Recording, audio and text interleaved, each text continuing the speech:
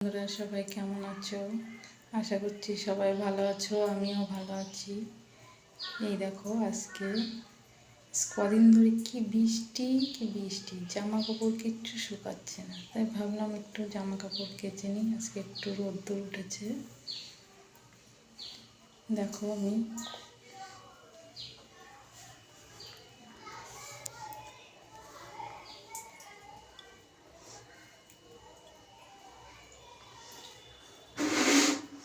কত জামা কাপড়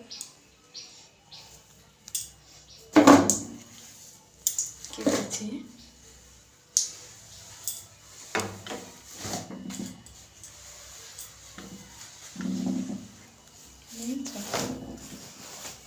দেখো কত, এইগুলো এবার ছাদে নিয়ে যাব। এবার ছাদে যাচ্ছি।